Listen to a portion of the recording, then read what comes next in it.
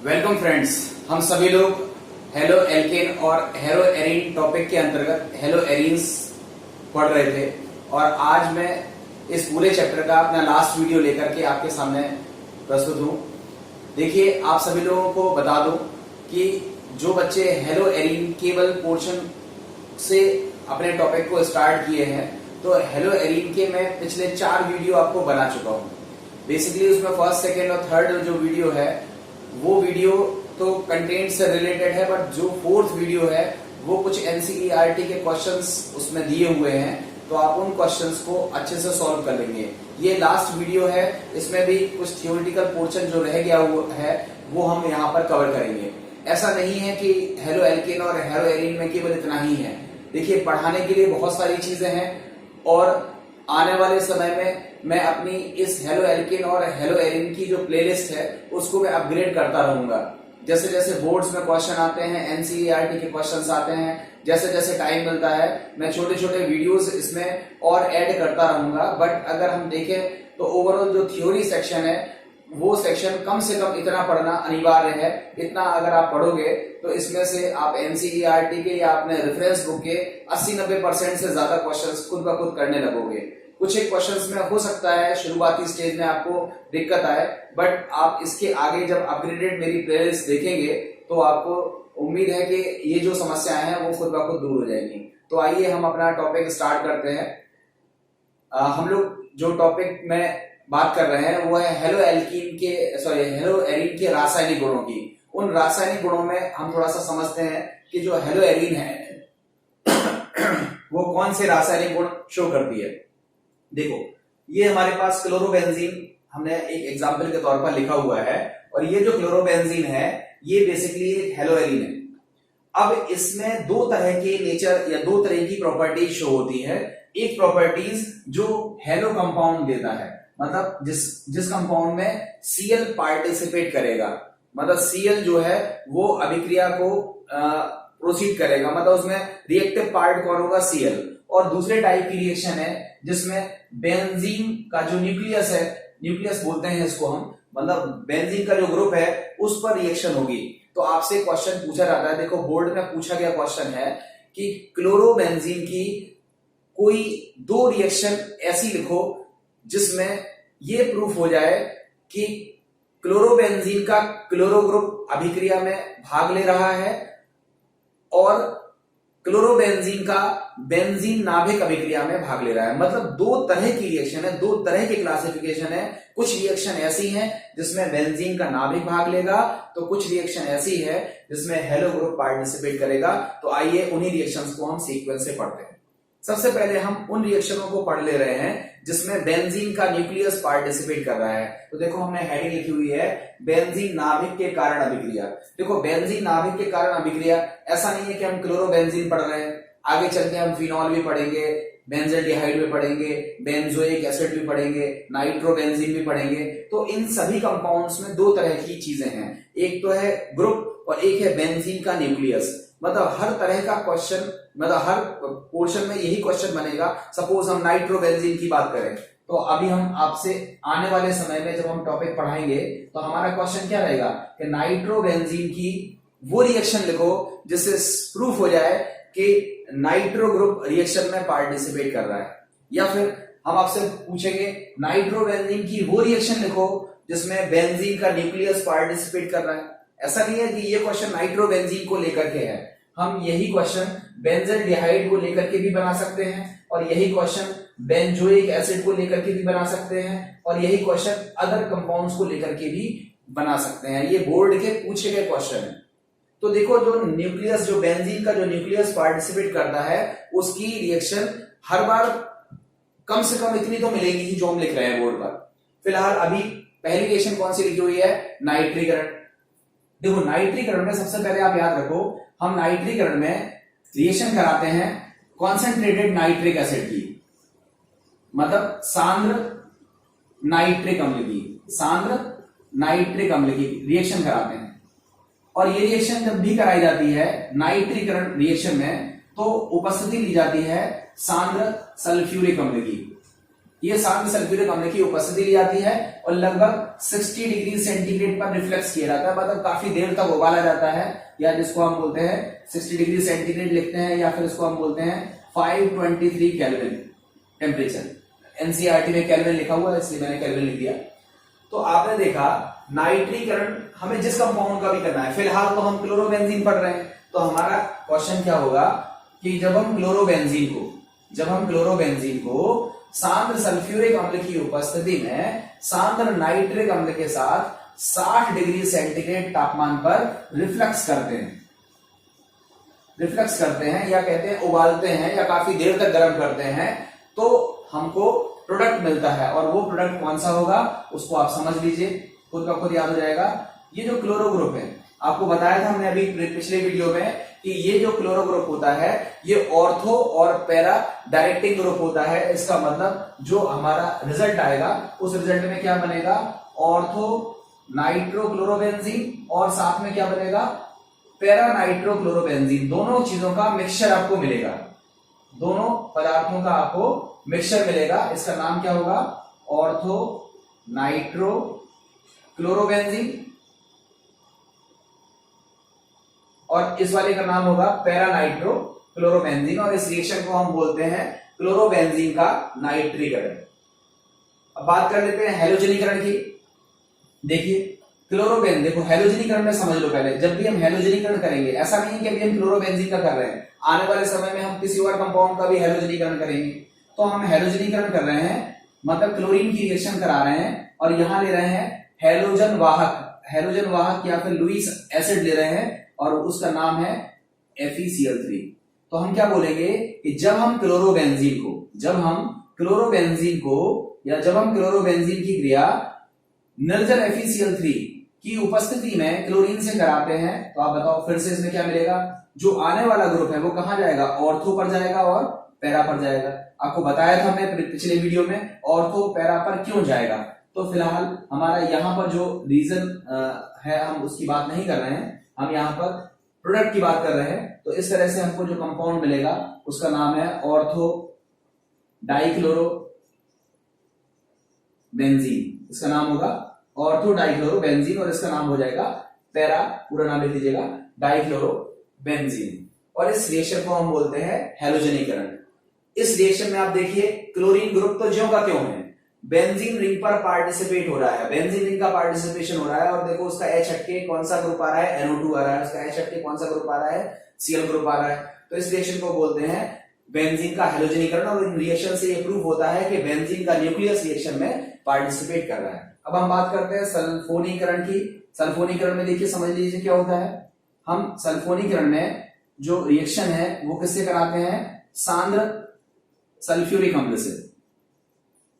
सांद्र की जगह कभी कभी बुक्स में देखेंगे आप सधूम सल्फ्यूरिक अम्ल लिखा रहता है, सांद्र नाइट्रिक अम्ल की जगह सधूम नाइट्रिक अम्ल लिखा रहता है। सधूम या फिर इसको हम फ्यूमिंग कहते हैं। फ्यूमिंग का मतलब जिसमें से धुआं निकलता रहता है, और वो धुआं नाइट्रोजन के ऑक्साइड्स का निकलता है या सल्फर के ऑक्साइड्स का धुआं निकलता रहता है। तो ऐसा सल्फ्यूरिक एसिड जिसमें सल्फर के ऑक्साइड्स की धूम्र मौजूद होती है, उस सल्फ्यूरिक एसिड को हम सधूम सल्फ्यूरिक अम्ल भी कह सकते हैं। तो सधूम या सांद्र सल्फ्यूरिक अम्ल की जब हम रिएक्शन कराते हैं, ध्यान रखिएगा इसमें नाइट्रिक अम्ल मत ले लीजिएगा, नाइट्रिक अम्ल की जब रिएक्शन कराते हैं तब तो इसको लेते हैं, मगर यहां जब हम सल्फोनीकरण करा रहे हैं तो हम क्लोरोबेंजीन को सांद्र सल्फ्यूरिक अम्ल के साथ गर्म कर रहे हैं, और ऐसी सिचुएशन में हमको मिलेगा सल्फो, ये क्लोरीन ग्रुप और SO3H ग्रुप जुड़ जाएगा कहां पर, ऑर्थो पर, और यही ग्रुप कहां जुड़ जाएगा, पैरा पोजीशन पर। अब इसका नाम क्या हो जाएगा, देखो इसमें सीनियर ग्रुप कौन सा है, SO3H। तो हमारा क्लोरो ग्रुप प्रीफिक्स मतलब प्रीफिक्स के तौर पर चलेगा, ये नंबर हो जाएगा 1 और ये नंबर हो जाएगा 2। इसका नाम क्या हो जाएगा, 2 क्लोरो, इसका नाम होगा 2 क्लोरो बेंजीन सल्फोनिक अम्ल, बेंजीन सल्फोनिक अम्ल, 2 क्लोरो बेंजीन सल्फोनिक अम्ल। और इसका नाम क्या हो जाएगा, और 2 क्लोरो बोल दीजिए या ऑर्थो क्लोरो बोल दीजिए, एक ही चीज, इसका नाम क्या हो जाएगा, पैरा क्लोरो बेंजीन या 4-क्लोरोबेंजीन सल्फोनिक अम्ल। इस तरह से ये 3 रिएक्शन हमने बोर्ड पर लिखी हुई है, नाइट्रीकरण, हैलोजनीकरण और सल्फोनीकरण। इन तीनों रिएक्शनों में क्लोरीन ग्रुप तो ज्यों का त्यों है, बेंजीन का न्यूक्लियस यूज हो रहा है। तो इन तीनों रिएक्शनों में से कोई भी रिएक्शन के द्वारा हम ये कह सकते हैं कि सिद्ध होता है कि क्लोरोबेंजीन में बेंजीन का न्यूक्लियस रिएक्शन में पार्टिसिपेट कर रहा है। फोर्थ रिएक्शन है हमारी फ्रीडल क्राफ्ट रिएक्शन। देखिए फ्रीडल क्राफ्ट रिएक्शन आप बेंजीन में पढ़ चुके हो। आपको क्लोरोबेंजीन जब बनाना सिखाया था तब भी हमने आपको बताया था कि बेंजीन को क्लोरीन के साथ निर्जल AlCl3 के साथ जब गर्म करते हैं तो हमें क्लोरोबेंजीन प्राप्त होता है। तो ये रिएक्शन आप पढ़ चुके हो। अब हम क्लोरोबेंजीन पर फ्रीडल क्राफ्ट लगा रहे हैं, मतलब अब हम बेंजीन की रिएक्शन नहीं करा रहे हैं। अब हम रिएक्शन किसकी करा रहे हैं? क्लोरोबेंजीन की करा रहे हैं। किससे करा रहे हैं? हेलो एल्केन से करा रहे हैं। मान लो हम RCl से करा रहे हैं, ठीक है। इसमें पता है कि इसमें लुईस एसिड लेते हैं, जनरली जो लिया जाता है उसका नाम होता है एनहाइड्रस AlCl3। तो हमारी लैंग्वेज क्या हो जाएगी कि जब क्लोरोबेंजीन को या जब हेलो एल्केन को हेलो एरीन को जब हम एल्किल क्लोराइड के साथ या हेलो एल्केन के साथ गर्म करते हैं तो हमको पता है आने वाला ग्रुप कहां जुड़ने वाला है? ऑर्थो पर और पैरा पर। ये कंपाउंड आपको मिलेगा, ठीक है। इसका एक एग्जांपल ले लेते हैं। हमने क्लोरोबेंजीन लिया, इस पर रिएक्शन किसकी कराई? CH3Cl की। प्रेजेंस किसकी ले ली? एनहाइड्रस AlCl3 की। रिजल्ट में क्या मिला हमको? CH3 और पैरा पोजीशन पर मिल गया CH3। देखो अगर हमारा अकेला CH3 होता है तो उसको हम बोलते हैं टोलुइन।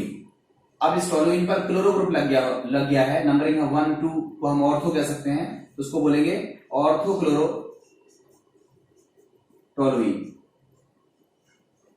ऑर्थो क्लोरो टोलुइन और इसका नाम हो जाएगा पैराक्लोरो टोलुइन। तो इस रिएक्शन को हम बोलते हैं फ्रीडल क्राफ्ट रिएक्शन। देखो फ्रीडल क्राफ्ट रिएक्शन दो तरह की होती है। एक होती है फ्रीडल क्राफ्ट, देखो FC लिखा हुआ है, इसका मतलब है फ्रीडल क्राफ्ट एल्किलीकरण या एल्काइलेशन, जिसको हम बोलते हैं फ्रीडल क्राफ्ट एल्किलीकरण, जिसमें एल्किल ग्रुप जुड़ता है। देखो ये R ग्रुप आकर के अटैच हो रहा था ना, कहां? ऑर्थो पर और पैरा पर। तो इस रिएक्शन को हम क्या बोलते हैं? फ्रीडल क्राफ्ट एल्किलीकरण, ठीक है। अब देखो फ्रीडल क्राफ्ट में एक रिएक्शन और भी है। देखो ये दोनों रिएक्शन कौन सी है? फ्रीडल क्राफ्ट एल्किलीकरण की। एक रिएक्शन और होती है, उस रिएक्शन को भी यहीं पे देख लीजिए। देखो अगर हमने यहां पर क्लोरोबेंजीन की जो रिएक्शन है वो अब हमने एल्किल हैलाइड से नहीं कराई है, हमने किससे कराई है? RCOCl से। इसको बोलते हैं अम्ल क्लोराइड, एसिड क्लोराइड। इसका नाम होता है एसिड क्लोराइड। देखो कैसे एसिड क्लोराइड होता है इसको समझ लो। देखो ये हमारे पास है RCOOH, इसका नाम है कार्बोक्सिलिक एसिड, ठीक है। इसको क्या बोलते हैं? Carboxylic acid. इस एसिड में ये OH ग्रुप हटाकर अगर हम Cl लगा दें तो ये बन जाएगा इसका डेरिवेटिव RCOCl। इसको बोलेंगे अम्ल का क्लोराइड, दैट इज अम्ल क्लोराइड। तो हम यहां पर रिएक्शन किसकी करा रहे हैं? क्लोरोबेंजीन की रिएक्शन किससे करा रहे हैं? अम्ल क्लोराइड की। तो यहां पर एल्किल ग्रुप नहीं आएगा, बल्कि यहां पर COR ग्रुप आएगा। COR ग्रुप को हम बोलते हैं एसिल ग्रुप। ये जो COR ग्रुप है, केवल इतने ग्रुप का नाम होता है, इतने ग्रुप का नाम होता है acyl group, acyl, ACYL, acyl group, ठीक है। इसलिए इस रिएक्शन को हम बोलते हैं फ्रीडल क्राफ्ट एसाइलेशन, या जिसको हम बोलते हैं फ्रीडल क्राफ्ट एसिलीकरण, ठीक है। तो देखो आप क्या लिखोगे, जब आप हेडिंग में लिखोगे फ्रीडल क्राफ्ट अभिक्रिया, तो उसमें आप लिखोगे क्लोरोबेंजीन फ्रीडल क्राफ्ट एल्किलीकरण एवं फ्रीडल क्राफ्ट एसिलीकरण दोनों प्रकार की अभिक्रियाओं को प्रदर्शित करता है। इतना लिखने के बाद आपकी हेडिंग क्या आएगी? फ्रीडल क्राफ्ट एल्किलीकरण। और आप इसके पहले वाली रिएक्शन लिखोगे कि जब क्लोरोबेंजीन की रिएक्शन RCl से कराते हैं, हेलो एल्केन से कराते हैं निर्जल AlCl3 की उपस्थिति में, तो हमको ऑर्थो एल्किल या ऑर्थो क्लोरो एल्किल बेंजीन की प्राप्ति होती है या पैरा क्लोरो एल्किल बेंजीन की प्राप्ति होती है। इस रिएक्शन को बोलते हैं फ्रीडल क्राफ्ट एल्किलीकरण। एल्किलीकरण मतलब जिससे पहले लिखी थी। उसके बाद सेकंड हेडिंग आपकी क्या आएगी, देखो एक हेडिंग वो हो जाएगी और साथ में ये उसका एक और एग्जांपल हो जाएगा। उसके बाद नेक्स्ट हेडिंग क्या आएगी, फ्रीडल क्राफ्ट एसिडीकरण। इसमें भाषा क्या लिखेंगे, जब क्लोरोबेंजीन की रिएक्शन अम्ल क्लोराइड के साथ निर्जल AlCl3 की उपस्थिति में कराई जाती है तो हमको क्या मिलता है, ऑर्थो क्लोरो एसिल बेंजीन मिलता है या पैरा क्लोरो एसिल बेंजीन मिलता है। ये एक उसकी जनरल रिएक्शन हो गई। अगर आप यहाँ पे लिखना चाहते हो तो एक एग्जांपल भी लिख सकते हो, CH3COCl की रिएक्शन अगर हम कराएंगे तो हमको क्या मिलेगा, ऑर्थो पोजीशन पे COCH3 ग्रुप लग जाएगा और पैरा पोजीशन पर COCH3 लग जाएगा। अब देखो यहाँ पर इसका नाम सीख लो, ये हमारे पास बेंजीन है, ठीक है, इस पर लगा दिया COCH3, इसको बोलते हैं एसीटोफिनोन। इसका नाम होता है एसीटोफिनोन, ठीक है, सॉरी एसीटोफिनोन इसको बोलते हैं, ठीक है, इसका नाम होता है एसीटोफिनोन। अब देखो इसमें ऑर्थो नंबर पर क्लोरीन ग्रुप लगा हुआ है, 2 नंबर पर क्लोरो लगा हुआ है, तो इसको क्या बोलेंगे, ऑर्थो क्लोरो एसीटोफिनोन। इसका नाम हो जाएगा ऑर्थो क्लोरो एसीटोफिनोन। और यहां पर नाम क्या हो जाएगा, पैरा क्लोरो एसीटोफिनोन। और इस रिएक्शन को हम क्या बोलते हैं, फ्रीडल क्राफ्ट एसिडीकरण। तो इस तरह से आप फ्रीडल क्राफ्ट रिएक्शन में भी देखते हो कि क्लोरो ग्रुप तो ज्यों का त्यों है, बेंजीन रिंग केवल पार्टिसिपेट कर रही है। तो इस रिएक्शन से भी प्रूफ होता है कि क्लोरोबेंजीन का बेंजीन न्यूक्लियस रिएक्शन में पार्टिसिपेट करता है। अब हम बात करते हैं उन रिएक्शन की जिसमें क्लोरो ग्रुप का रिएक्शन हो रहा है, ठीक है। देखिए अब हमारी जो सेकेंड टाइप रिएक्शन है जिसमें हेलोजन जो परमाणु है वो रिएक्शन में पार्टिसिपेट कर रहा है, इसको थोड़ा समझिएगा। देखो ये हमारे पास क्लोरोबेंजीन का हमने स्ट्रक्चर बनाया हुआ है। अब थोड़ी देर के लिए सोचो कि एक क्लोरीन का परमाणु पार्टिसिपेट कर रहा है। थोड़ी देर के लिए मान लो कि हमने इसकी रिएक्शन NaOH से कराई, एक्वस NaOH से कराई, जलीय NaOH से कराई या KOH से कराई, थोड़ा सा याद आ रहा होगा शायद आपको। SN टाइप की रिएक्शन है। कौन सी रिएक्शन है ये, SN रिएक्शन है। Cl हट जाएगा और यहां पर क्या लगता है आपको, क्या बन जाएगा, OH और KCl, ऐसा कुछ बनेगा। क्योंकि ये जो बनने वाला पदार्थ है ये कैसा है, फिनॉल, और ये फिनॉल होता है अम्लीय। अभी मैं सिखाऊंगा आगे ये फिनॉल कैसा होता है, अम्लीय प्रवृत्ति का। कैसा होता है, अम्लीय होता है, एसिडिक होता है। इसलिए ये जो KOH है क्षार के साथ ये फिर से रिएक्शन करेगा और हमको क्या मिलेगा, पोटेशियम फिनॉक्साइड आयन। ठीक है, ध्यान से समझिएगा, क्या मिलेगा, पोटेशियम फिनॉक्साइड K+O-। इस आयन को हम क्या बोलते हैं, इस आयन का नाम होता है फिनॉक्साइड आयन। इसका नाम होता है फिनॉक्साइड आयन। और चूंकि इसमें K+ भी अटैच है तो इसको हम क्या बोलेंगे, पोटेशियम फिनॉक्साइड। अब आयन हट जाएगा, ये तो कंपाउंड हो गया पोटेशियम फिनॉक्साइड। अब ये जो पोटेशियम फिनॉक्साइड है अगर हम इसको एसिड के साथ ट्रीट कर दें, अम्ल के साथ ट्रीट कर दें, तो एक K हट जाएगा और यहां पर हमको क्या मिल जाएगा, फिनॉल। अब क्या मिला हमें, फिनॉल। कुछ लोग तो कहेंगे ये तो फिनॉल तो हमने सीधा तो बना लिया था यहाँ पे, बट यहाँ फिनॉल नहीं बनेगा। ये फिनॉल रिएक्शन करके किसमें कन्वर्ट हो जाएगा, सोडियम फिनॉक्साइड में। तो मतलब हमें ये लिखना ही नहीं चाहिए था, हमें सीधा ये स्टेप लिखना चाहिए था और फिर आगे ये रिएक्शन। मतलब हम इसको इस तरह देखें। देखो अभी मैं समझा रहा हूँ, उसको थोड़ा सा देख लीजिए। पहले मैं आपको मेमोराइज करा रहा हूँ कि मैं पढ़ाया क्या हूँ आपको। ये क्लोरोबेंजीन है, इसकी रिएक्शन आपने किससे कराई, KOH से। उसके बाद जब कुछ बना, ये बना ना, उसकी रिएक्शन फिर किससे कराई आपने, एसिड से। तो लिखा एसिड HCl। आप कुछ लोग HCl नहीं लिखते हैं, इसकी जगह क्या लिख देते हैं H+, वो एक ही चीज है। एंड फाइनली वो किस नतीजे पर पहुंचते हैं कि हमारा क्या बन जाएगा, फिनॉल। क्या बन जाएगा, फिनॉल। ये क्या है, क्लोरोबेंजीन, क्लोरोबेंजीन। तो देखो मैं आपको इतना सा चीज बता रहा हूं कि देखो ये है क्लोरोबेंजीन। अगर ये क्लोरीन ग्रुप पार्टिसिपेट किया रिएक्शन में, तो ये वो एक रिएक्शन है जिसमें क्लोरीन ग्रुप पार्टिसिपेट कर रहा है, OH ग्रुप आ रहा है, Cl हट रहा है, OH आ रहा है। इसका मतलब ये रिएक्शन कौन सी है, SN रिएक्शन।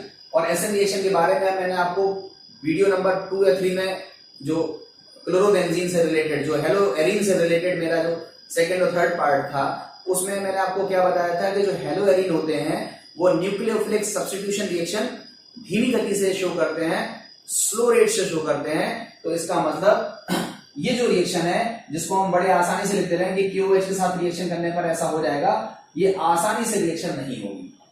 देखो ओवरऑल जो मैंने अभी जस्ट इतनी देर में बोला है, मैंने केवल आपको यहां पर क्या सिखाया है कि ये हमारे पास क्लोरोबेंजीन है, इसकी रिएक्शन हमने KOH से कराई है, Cl ग्रुप हट गया, OH ग्रुप आ गया। मतलब एक ये तरह की इस रिएक्शन में कौन पार्टिसिपेट कर रहा है, क्लोरीन का परमाणु पार्टिसिपेट कर रहा है, क्लोरो ग्रुप पार्टिसिपेट कर रहा है।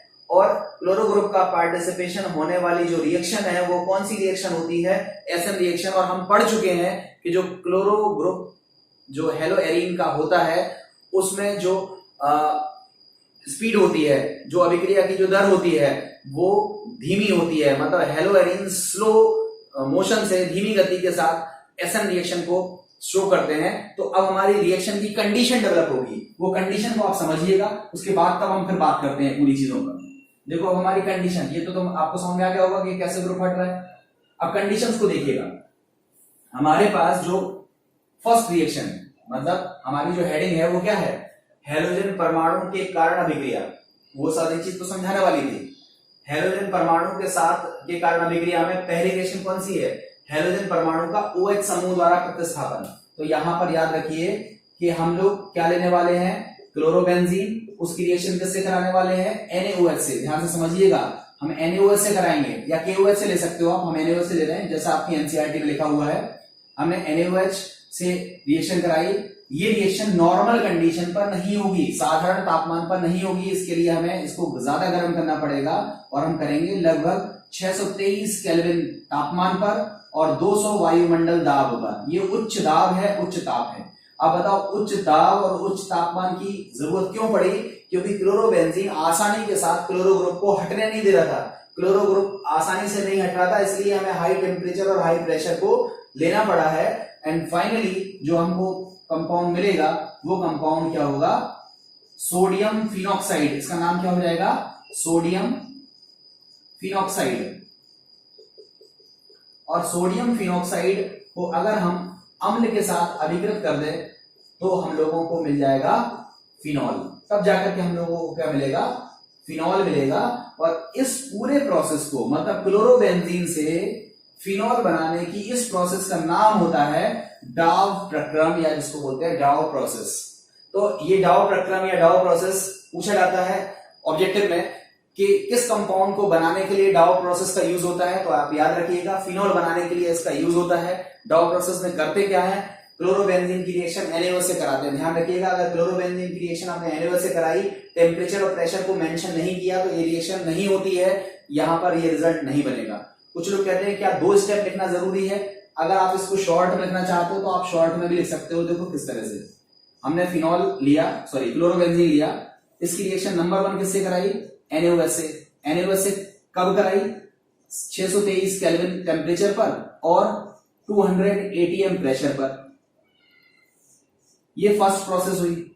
और उसके बाद हमने इसकी रिएक्शन किससे कर दी, एसिड से। एसिड में कोई भी हो सकता है। देन हमको रिजल्ट क्या मिला, हमको तब जाकर के रिजल्ट मिला फिनॉल। तो उसी रिएक्शन को 2 स्टेप में ना लिख करके आप शॉर्ट में भी लिख सकते हैं। और ये रिएक्शन किस नाम से जानी जाती है, इसको हम बोलते हैं डाव प्रक्रम या डाव प्रोसेस, इस नाम से ये जानी जाती है। तो इस तरह से हमने ये पहली रिएक्शन देखी। अब आपके एनसीईआरटी में एक अलग से बहुत डिटेल में इस चीज को समझाया गया है कि अगर हम क्लोरोबेंजीन से कोई ऐसा ग्रुप जोड़ दें, ध्यान से समझिएगा, कोई ऐसा ग्रुप जोड़ दें जो इलेक्ट्रॉन विड्रॉइंग ग्रुप हो, इलेक्ट्रॉन को अपनी ओर आकर्षित करता हो। आपकी किताब में कौन सा ग्रुप जुड़ा हुआ है, NO2 ग्रुप जुड़ा हुआ है, ऑर्थो पर जुड़ा हुआ है या फिर पैरा पर जुड़ा हुआ है। ध्यान से समझिएगा, ऑर्थो पर जुड़ा हुआ है या पैरा पर जुड़ा हुआ है। तो हम क्या देखते हैं कि अगर हमारा क्लोरोबेंजीन से कोई ग्रुप ऑर्थो या पैरा पोजीशन पर आ जाता है तो ये रिएक्शन आसानी से होने लगती है। मतलब जो टेम्परेचर अभी आपको 623 लेना पड़ा है वो टेम्परेचर घट जाएगा, कम तापमान आप लोगे तो भी ये रिएक्शन होने लगेगी। तो आपसे क्वेश्चन ये भी पूछा जाता है कि क्लोरोबेंजीन, ऑर्थोनाइट्रोक्लोरोबेंजीन, इन दोनों में से कौन सा आसानी से एसएन रिएक्शन को शो करेगा। तो आपको क्या याद रखना है कि क्लोरोबेंजीन पर अगर नाइट्रो ग्रुप आ जाता है, मतलब या नाइट्रो ग्रुप की जगह कोई और दूसरा ग्रुप भी आ जाता है, अभी नाइट्रो ग्रुप का मैं नाम इसलिए ले रहा हूं क्योंकि बुक में दिया हुआ है, तो क्लोरोबेंजीन से अगर कोई ऐसा ग्रुप अटैच होता है जो इलेक्ट्रॉन को अपनी ओर आकर्षित करता है, इलेक्ट्रॉन विड्रॉइंग ग्रुप होता है जैसा कि नाइट्रो ग्रुप है, तो ऐसी सिचुएशन में यही रिएक्शन आसानी से होने लगती है, हल्की कंडीशन में रिएक्शन को होने लगती है। तो उससे रिलेटेड वो क्वेश्चन किस तरह से हम उसको सॉल्व करेंगे उसको मैं लिख करके आपको बताता हूं। ठीक है, देखिए यहां पर हमने क्या देखा कि जो क्लोरोबेंजीन है उससे एक कौन सा समूह लगा है, NO2 समूह लगा हुआ है। ये NO2 जो समूह है वो कैसा समूह है आप याद रखिएगा, जो NO2 समूह है वो कैसा समूह है, इलेक्ट्रॉन आकर्षी समूह। इलेक्ट्रॉन आकर्षी समूह मतलब इलेक्ट्रॉनों को अपनी ओर खींचता है, जिसको हम क्या बोलते हैं, इलेक्ट्रॉन विड्रॉइंग ग्रुप। शॉर्ट में क्या कहते हैं, EWG, और NCERT की भाषा में बोलते हैं अपनयक समूह। अपनयक समूह, ये सभी नाम चलते हैं। ऐसा नहीं है कि NO2 अकेला अपनयक होता है, NO2 के अलावा CHO ग्रुप, COOH ग्रुप, मैं यहां लिख रहा हूं CHO group, COOH group, CN group, ये सारे के सारे कैसे समूह होते हैं, अपनयक समूह होते हैं, इलेक्ट्रॉन आकर्षित समूह होते हैं। और आपको क्या लिखना है अपनी कॉपी पर, एक नोट बना करके लिखिएगा। नोट में क्या लिखिएगा कि जब क्लोरोबेंजीन पर, ध्यान से समझिएगा, जब क्लोरोबेंजीन पर अपनयक समूह लग जाते हैं, अपनयक समूह कहां लगेंगे याद रखिएगा, कहां पर, ऑर्थो पर और पैरा पर। मेटा पोजीशन पर अपनयक समूह का प्रभाव नहीं पड़ता है, कहां पर प्रभाव पड़ेगा, ऑर्थो पर और पैरा पर। तो हमारा भाषा या लैंग्वेज क्या हो जाएगी कि जब क्लोरोबेंजीन पर अपनयक समूह ऑर्थो और पैरा पोजीशन पर लगते हैं तो एसएन रिएक्शन, नाभिक स्नेही प्रतिस्थापन अभिक्रिया आसानी से होने लगती है। आप खुद से देखो, पहले टेम्परेचर कितना था, 623 केल्विन, अब केवल कितना लेना पड़ा, 443, 443 केल्विन। अगले वाले में देखो, यहां NO2 तो केवल एक ही था, यहां दो NO2 आ गए, और बढ़िया, और भी आसान कंडीशन हो गई। अपने एक समूह जितने ज्यादा होंगे रिएक्शन उतनी स्मूथ होगी। तो आप बताओ, यहां 443 केल्विन था, यहां कितना हो जाएगा, केवल और केवल 368 केल्विन। इवन आपको हाई प्रेशर भी नहीं लेना है। थर्ड कंडीशन में देखो, यहाँ NO2 ग्रुप कितने हैं, आप खुद से चेक करो। ये NO2 ग्रुप कैसे हैं, अपने एक समूह है, और एक है, दो है और तीन है, तीन है, और कहां लगे हुए हैं, ऑर्थो पर लगा हुआ है, पैरा पर लगा हुआ है। तो इसका मतलब रिएक्शन की कंडीशन और हल्की हो जाएगी। फिर ये आसानी से केवल गर्म भर कर दोगे तो इसमें रिएक्शन होने लगेगी, और रिजल्ट तो वही मिलेगा जो आपको बताया हुआ है। Cl ग्रुप हटेगा, उसकी जगह पर कौन सा ग्रुप आ जाएगा, OH ग्रुप आ जाएगा। बाकी NO2 पर प्रभाव नहीं पड़ेगा। ये जो Cl ग्रुप है उसकी जगह पर कौन सा ग्रुप आ जाएगा, OH ग्रुप आ जाएगा। रिएक्शन की कंडीशन हल्की हो जाएगी, लाइट हो जाएगी, क्योंकि यहां पर अपने एक समूह आ गए। अब बात आती है, अपने एक समूह आने से कंडीशन हल्की क्यों हो जाती है, रिएक्शन आसानी से क्यों होने लगती है, तो वो मैं अपने एडिशनल टॉपिक के अंतर्गत इसको कवर कर दूंगा। ये क्वेश्चन ज्यादातर बोर्ड में आया नहीं है, इसलिए मैं अभी फिलहाल इस वीडियो में तो इसको कवर नहीं कर रहा हूं, बट नेक्स्ट वीडियो में या अभी जब मैं एडिशनल वीडियोस बनाऊंगा एल्केन और हेलो एरीन के, तब मैं उस टॉपिक में आपको कवर कर दूंगा कि ये अपने एक समूह आने से जो एसएन रिएक्शन है उसकी स्पीड क्यों हल्की हो जाती है, क्यों वो आसानी के साथ एसएन रिएक्शन को शो करने लगते हैं, तो उसका आपको क्लियर पता चल जाएगा। फिलहाल ये रिएक्शन हमारी कवर हुई। इसमें हमने क्या सीखा, हेलोजन परमाणु का OH परमाणु से प्रतिस्थापन। अब हम बात करते हैं नेक्स्ट रिएक्शन। देखिए, हमारी जो नेक्स्ट रिएक्शन है जिसमें हम हेलोजन परमाणु हेलो एरीन का यूज करने वाले हैं, उस रिएक्शन में हम हेलोजन परमाणु का जो रिप्लेसमेंट है या जो प्रतिस्थापन है वो किस समूह से कर रहे हैं, NH2 समूह से कर रहे हैं। ये इंपॉर्टेंट रिएक्शन है, इसका भी उपयोग करेंगे, हम यूज करेंगे। देखो, हमने क्या किया, क्लोरोबेंजीन को हमने अमोनिया के साथ हीट किया। अमोनिया के साथ हीट किया। इस रिएक्शन में जो हमारा कैटलिस्ट है वो कौन है, Cu2O, क्यूप्रस ऑक्साइड हमने इसमें एज ए कैटलिस्ट लिया और लगभग 475 केल्विन पर हमने इसको हीट किया।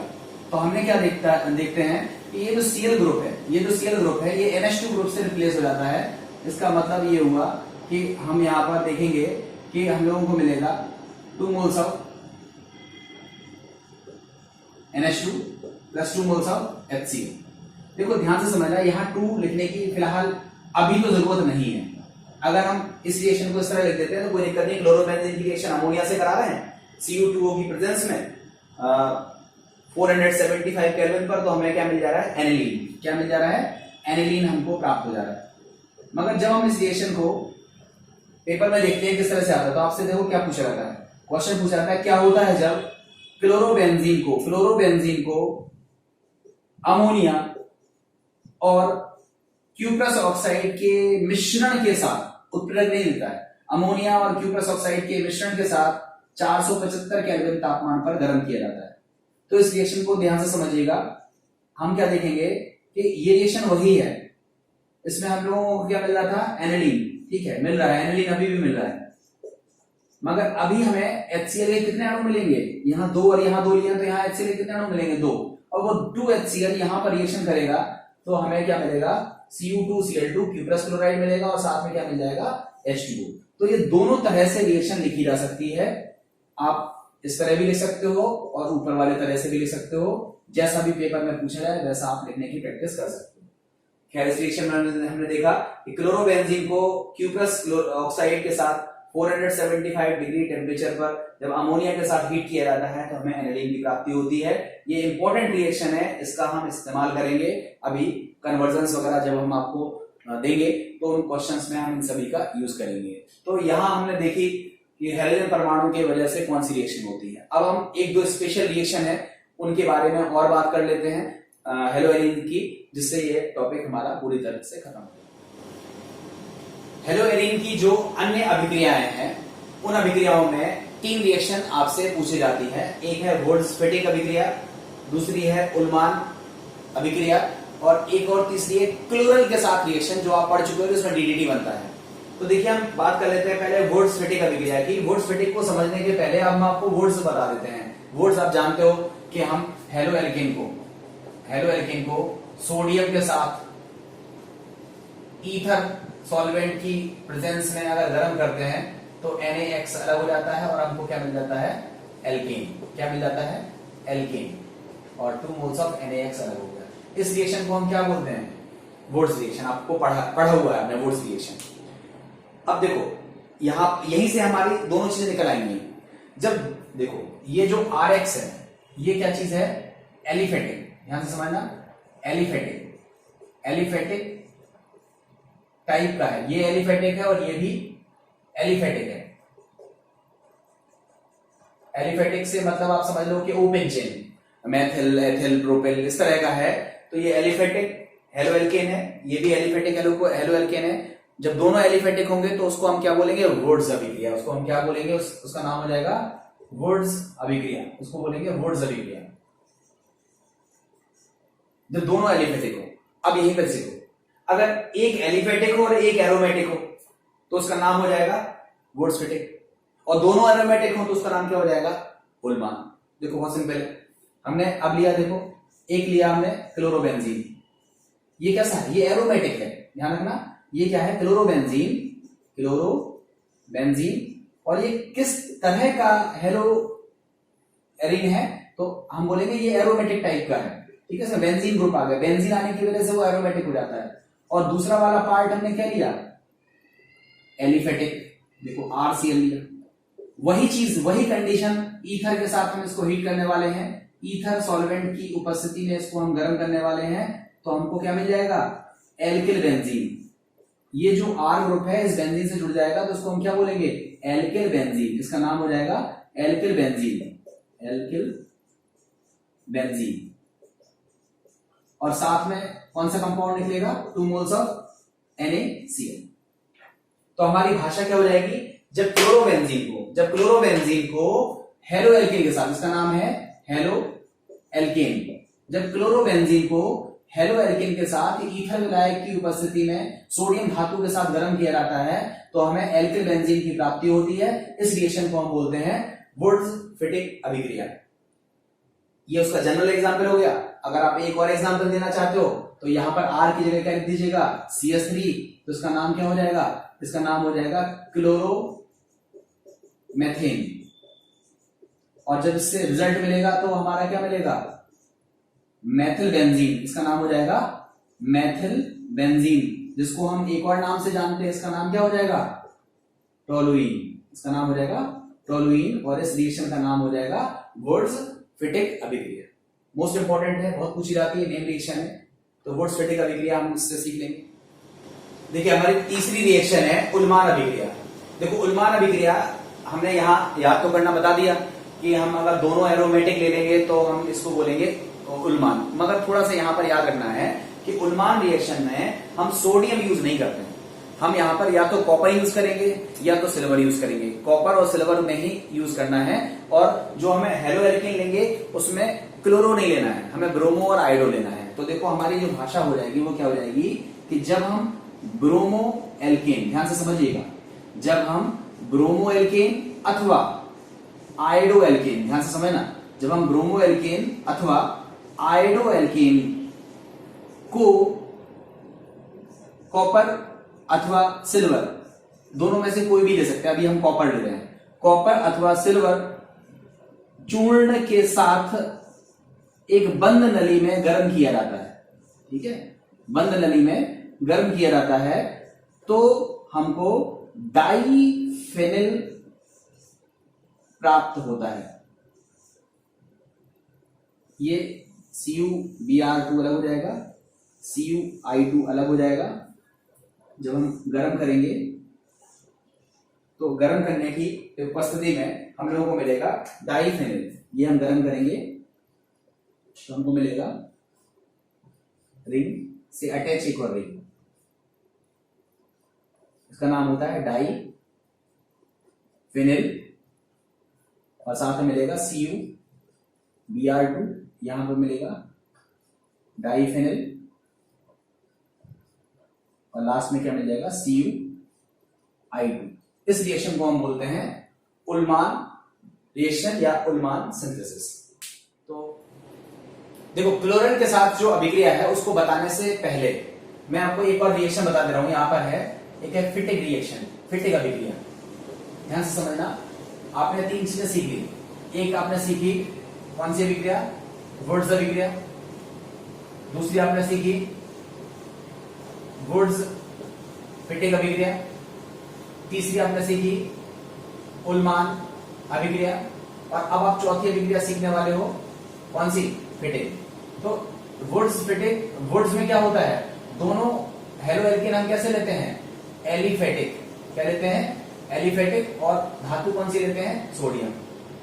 वुड्स में, वुड्स-फिटिक में हम क्या करते हैं, एक लेते हैं एरोमेटिक और दूसरा लेते हैं एलिफेटिक और धातु कौन सी लेते हैं, सोडियम।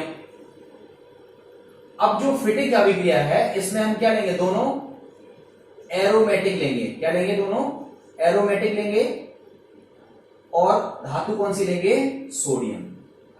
और उल्मान में हम किसका यूज करते हैं, कॉपर का या फिर सिल्वर का। तो इस तरह से आप इसको याद रख सकते हो।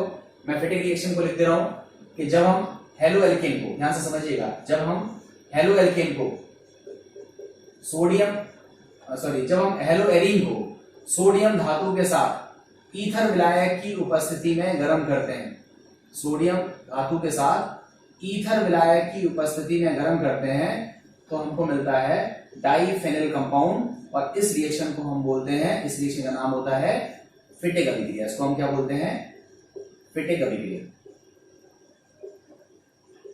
इस तरह से आप इस रिएक्शन को याद कर सकते हो। अब हम बात करते हैं क्लोरीन के साथ अभिक्रिया। देखिए क्लोरीन के साथ अभिक्रिया हम आपको पढ़ा चुके हैं जब हमने DDT बताया था। मैं एक बार फिर से रिपीट कर दे रहा हूं। देखो 3 क्लोरीन ग्रुप, 3 क्लोरीन समूह जब एसिटाल्डिहाइड से जुड़े होते हैं। देखो अगर ये Cl ना होता तो H होता, HHH, अगर HHH होता तो क्या बोलते हैं, CH3CHO, CH3CHO का नाम क्या होता है, एसीटैल्डिहाइड, इसका नाम होता है एसीटैल्डिहाइड। अब चूंकि 3 Cl आ गए इसलिए इसका नाम क्या हो जाएगा, ट्राइक्लोरो एसीटैल्डिहाइड। अगर इसकी रिएक्शन ट्राइक्लोरो एसीटैल्डिहाइड का नाम होता है क्लोरल, क्या नाम होता है, क्लोरल। अगर इसकी रिएक्शन हम क्लोरोबेंजीन से करते हैं तो क्लोरोबेंजीन का जो पैरा हाइड्रोजन है, पैरा पोजीशन मतलब 4 नंबर पोजीशन का जो हाइड्रोजन है वो इस तरह से रिप्लेस हो जाएगा कि इसमें से क्या निकल जाए, H2O का एक मॉलिक्यूल निकल जाएगा और जो कंपाउंड हमको मिलेगा उस कंपाउंड का नाम होगा Cl, Cl, Cl, CH और 2 फेनल रिंग लग जाएंगी, इस पर Cl लगा होगा।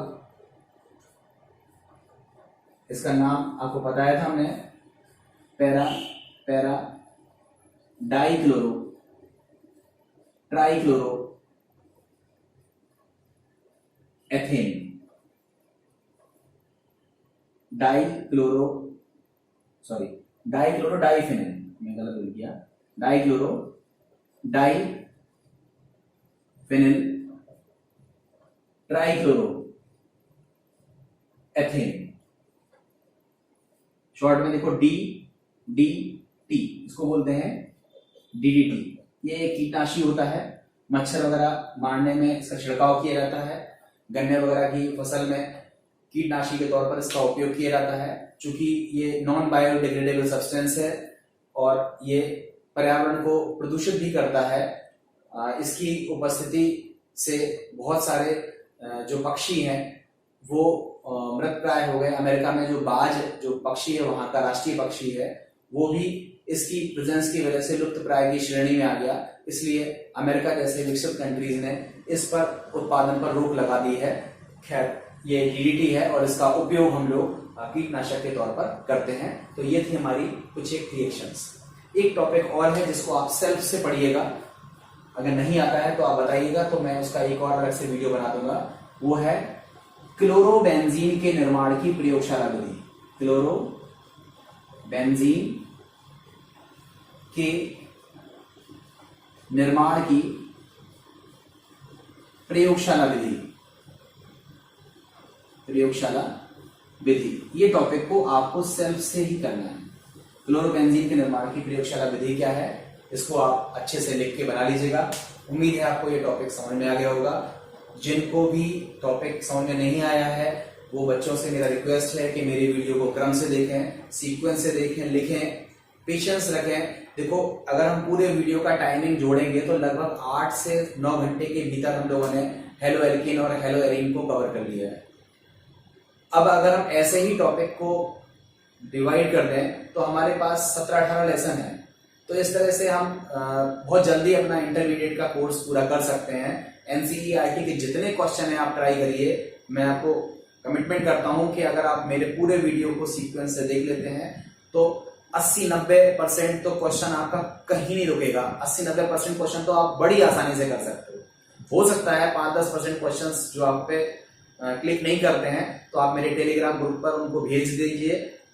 मैं उसका सोल्यूशन और उसका जो भी समझाने वाला पार्ट है, अगर मुझे लगेगा तो मैं एक वीडियो बना करके उन क्वेश्चंस को समझा दूंगा। वैसे मैं आपसे पूरी कोशिश करूंगा कि आप सभी लोग क्वेश्चंस को करें। आप जितने ज्यादा क्वेश्चंस करेंगे उतना ज्यादा आपको आएगा। ढेर सारे ऑब्जेक्टिव क्वेश्चंस करिए, जितने भी क्वेश्चन जहां से भी मिल जाए। मुझे उम्मीद है कि आप वीडियोस को देखने के बाद कोई भी ऐसा क्वेश्चन नहीं है जो आप नहीं कर सकते हो। तो उम्मीद है आपको वीडियो पसंद आया होगा। अपने दोस्तों तक जरूर इसको भेजें और ज्यादा से ज्यादा लोग इससे लाभान्वित हों। उम्मीद है मैं अब आपको जो नया टॉपिक पढ़ाऊंगा उस टॉपिक का नाम आप हमें कमेंट सेक्शन पे लिख के भेजिएगा। वैसे मैं कोशिश कर रहा हूँ कि एक ऑर्गेनिक केमिस्ट्री का, देन फिर एक इनऑर्गेनिक केमिस्ट्री का, देन फिर एक फिजिकल केमिस्ट्री का, इस तरह का एक क्रम बना करके रखूं जिससे आपकी ऑनलाइन स्टडीज में टेस्ट भी बदलता रहे और टॉपिक भी आपको अच्छे से मिलते रहे। जो भी बच्चे मेरा ये वीडियो देख रहे हैं, अगर मान लीजिए वो किसी वजह से पिछले वीडियो से पिछड़ गए हैं तो वो वीडियो मेरे पास इसमें प्लेलिस्ट में सुरक्षित है, क्रम से वीडियो देख सकते हैं। और जो लोग अब नया टॉपिक पढ़ना चाहते हैं वो उसमें गैप मत करें। अब जो मेरा नया वीडियो बनेगा वो जिस भी टॉपिक से होगा वो उस टॉपिक के वीडियो सीक्वेंस से लगे हुए हैं, उन सीक्वेंस से वीडियोस को आप देखते चलिएगा, लिखते चलिएगा और नोट्स बनाते चलिएगा, रेफरेंस बुक और एनसीईआरटी पढ़ते चलिए। उम्मीद है आप सभी लोग बहुत अच्छा करोगे। Thank you very much.